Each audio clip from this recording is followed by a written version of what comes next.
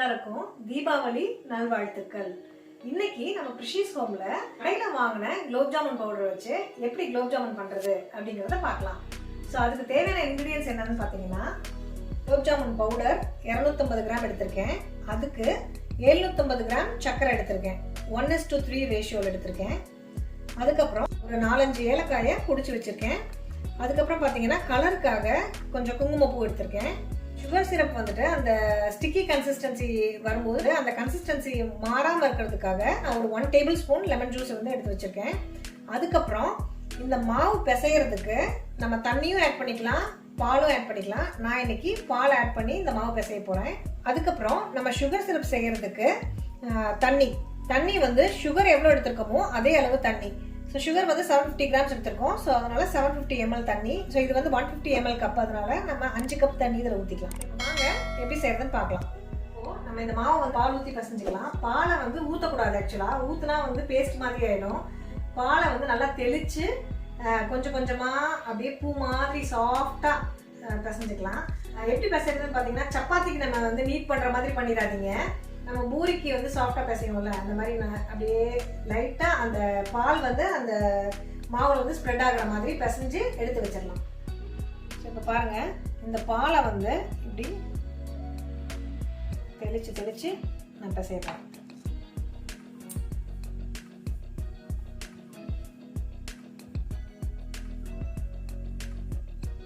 அப்போ தான் நம்ம குலோப் ஜாமுன் வந்து சாஃப்டாக வரும், இல்லைன்னா வந்து ஹார்டாகிடும்.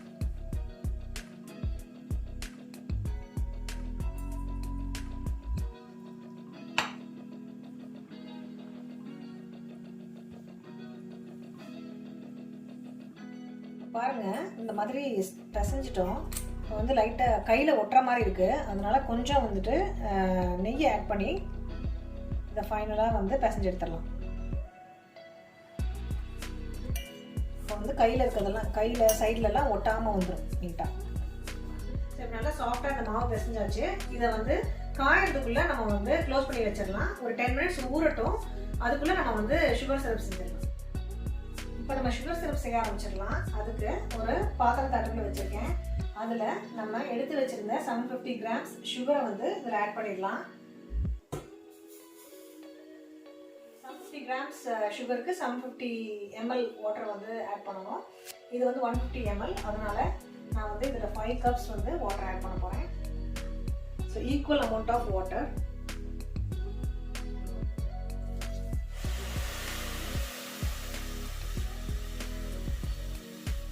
இப்போ இந்த சுகர் சிரப்லேயே நம்ம வந்துட்டு பொடிச்ச ஏலக்காயையும்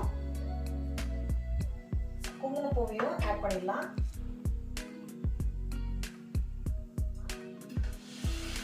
இப்போ பார்த்தீங்கன்னா சுகர் வந்து கரண்டியில் ஒட்டவே ஒட்டாது.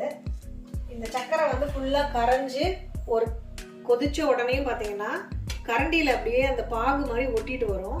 ஸோ அந்த மாதிரியான ஸ்டிக்கி கன்சிஸ்டன்சியில் நம்ம வந்துட்டு இந்த பாகை வந்து அடுப்புலேருந்து எடுத்துடலாம். ஸோ அதுதான் கன்சிஸ்டன்சி. இப்போ பாருங்கள், பாகு எப்படி கொதிக்குதுன்னு. இந்த மாதிரி கொதிக்கும் போது நம்ம இந்த கரண்டியை விட்டு நம்ம பார்த்தோன்னா இந்த கரண்டியில் பாருங்கள் ஒட்டவே இல்லை. ஸோ இன்னும் கொஞ்சம் கொதிச்சதுக்கப்புறம் பாருங்கள் அப்படியே அந்த கரண்டியில் வந்து ஒட்டிட்டு வந்துடும். நான் சொல்கிறேன் அப்போது. ஸோ அந்த ஸ்டேஜில் நம்ம வந்து இந்த எலுமிச்சை சாரை வந்து ஊற்றி அந்த கன்சிஸ்டன்சியை அப்படியே மெயின்டைன் பண்ணலாம். இப்போ ஒரு 15 மினிட்ஸ் கொதிச்சிருக்கு. இப்போ பாருங்கள், நம்ம இதை வந்து தொட்டு பார்க்கலாம். இப்படி எடுத்து அப்படியே இந்த இது வந்து அப்படி கரண்டியில் இருந்து ஒட்டிகிட்டு இருக்குது பாருங்கள். ப்ளஸ் அப்படியே பிசு பிசுன்னு இருக்குது இந்த பாகு. ஸோ இப்போ வந்து நம்ம இந்த லெமன் ஜூஸ் இதில் ஆட் பண்ணிடலாம். இந்த கன்சிஸ்டன்சி அப்படியே இருக்கிறதுக்காக இதில் ஆட் பண்ணிவிட்டு ஸ்டவ் ஆஃப் பண்ணிடலாம். இப்போது ஒரு 15 மினிட்ஸ் ஆகிடுச்சு. நம்ம இப்போ இந்த பசஞ்சு வச்சுருந்த மாவை வந்துட்டு எடுத்து சின்ன சின்ன குலோப் ஜாமுன் உருண்டையாக பண்ணிக்கலாம். வெடிப்பு இல்லாமல் பண்ணுறதுக்கு நெய்யை வந்து கையில் நல்லா தடவிட்டு அதுக்கப்புறம் வந்து குட்டி குட்டி பால்ஸாக பண்ணிக்கலாம். நமக்கு எந்த சைஸ் குலோப் ஜாமுன் பால்ஸ் வேணும்னு நினைக்கிறோமோ அந்த சைஸில் பாதி சைஸ் நம்ம வந்து உருட்டிக்கிட்டோம்னா நம்ம பொரிச்சு இந்த சுகர் சிரப்பில் போடும்போது கொஞ்சம் டபுளாகவே கிடைக்கும் நமக்கு சைஸு.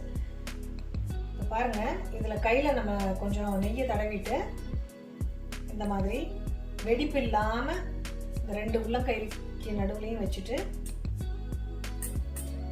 இந்த மாதிரி ரவுண்டாக உருட்டி இந்த தட்டில் வச்சிடலாம். ஸோ அதே மாதிரி எல்லாத்தையும் உருட்டிட்டு பார்க்கலாம்.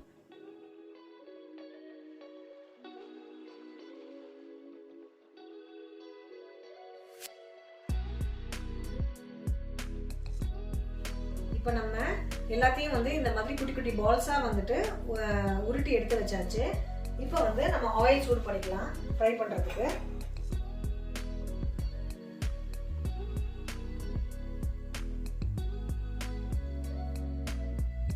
இப்போ ஆயில் நல்லா சூடாயிடுச்சு. நம்ம இந்த உருட்டி வச்சிருந்த பால்ஸ் எல்லாத்தையும் ஒன்றா ஆட் பண்ணிக்கலாம்.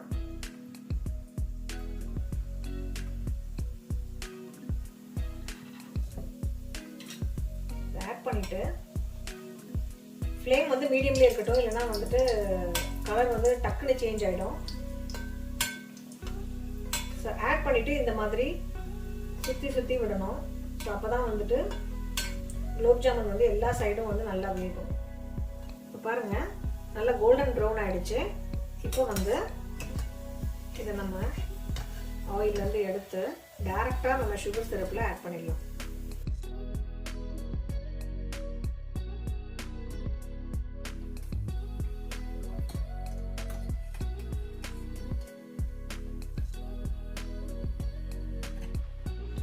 இதே மாதிரி எல்லா பேட்சஸையும் போட்டுட்டு பார்க்கலாம்.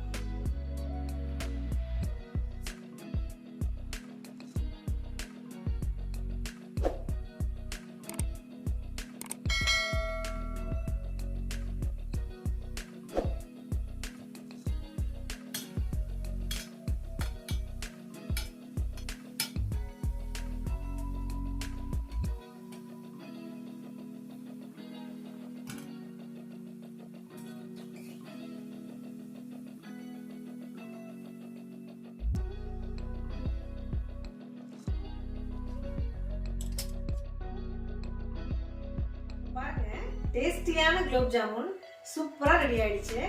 இப்போ நம்ம கடையில வாங்கின குலோப் ஜாமுன் பவுடர் வச்சு எப்படி வந்துட்டு சூப்பரான குலோப் ஜாமுன் வெடிப்பு இல்லாம பண்றது அப்படிங்கறத பாத்தீங்க. ஸோ இந்த வீடியோ வந்து உங்களுக்கு ரொம்ப பிடிச்சிருக்குன்னு நினைக்கிறேன். இந்த வீடியோ பிடிச்சிருந்ததுன்னா ஒரு லைக் கொடுங்க. இந்த வீடியோவை உங்க ஃப்ரெண்ட்ஸ் அண்ட் ஃபேமிலியோடையும் ஷேர் பண்ணிக்கோங்க. நீங்க இன்னுமே ப்ரிஷியஸ் ஹோம்க்கு சப்ஸ்கிரைப் பண்ணலன்னா இப்ப சப்ஸ்கிரைப் பண்ணி பக்கத்துல இருக்க அந்த பெல் ஐகானையும் பிரஸ் பண்ணிக்கோங்க. மறுபடியும் எல்லாருக்கும் இனிய தீபாவளி நல்வாழ்த்துக்கள். இதே மாதிரி ஒரு இன்ட்ரெஸ்டிங்கான வீடியோல உங்களை சீக்கிரமே மீட் பண்றேன். தேங்க்யூ. பாய்.